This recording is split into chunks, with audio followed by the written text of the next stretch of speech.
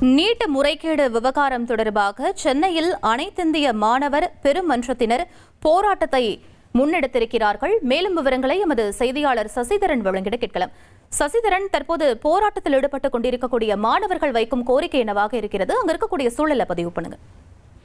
CBSE +2 விடைத்தாள் திருத்தத்தில் குளறுபடி, NEET தேர்வு வினாத்தாள் கசிவிற்கு பொறுப்பேற்று ஒன்றிய அமைச்சர் தர்மேந்திர பிரதான் பதவி விலகி கோரியும், டெல்லியில் கரப்பான்பூச்சி கட்சி நடத்திய போராட்டத்தில் போராடியவர்கள் மீது தாக்குதல் நடத்தியதை கண்டித்தும் விதமாக சிபிஎஸ்இ தென்மண்டல அலுவலகம் சென்னை அண்ணா நகரில் செயல்பட்டு வருகிறது. இந்த அலுவலகத்தை தான் அனைத்து இந்திய மாணவர் பெருமன்றம் சார்பில் அவர்கள் முற்றுகை போராட்டத்தில் ஈடுபட்டிருக்கிறார்கள். போலீசார் அவர்களை பேரிகார்டுகள் அமைத்து தடுத்து நிறுத்திய நிலையில் தரையில் அமர்ந்து தர்ணா போராட்டத்தில் ஈடுபட்டு வந்தார்கள்.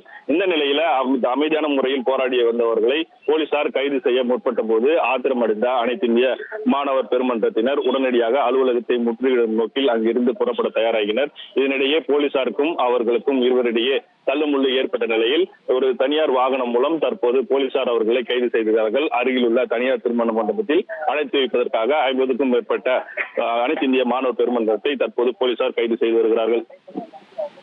விவரங்களுக்கு நன்றி சசிதரன். நீட் முறைகேடு விவகாரம் தொடர்பாக சென்னையில் அனைத்திந்திய மாணவர் பெருமன்றத்தினர் போராட்டத்தில் ஈடுபட்டுக் கொண்டிருக்கிறார்கள். அது தொடர்பான முக்கிய செய்தியை நாம் பார்த்தோம். இனி செல்லும் இடமெல்லாம் செய்தி. தந்தி டிவியின் வாட்ஸ்அப் சேனலை ஃபாலோ பண்ணினா செல்ல இருக்கும் இடமெல்லாம் செய்தி. இதோ QR கோட் இப்பவே ஸ்கேன் பண்ணுங்க, ஃபாலோ பண்ணுங்க.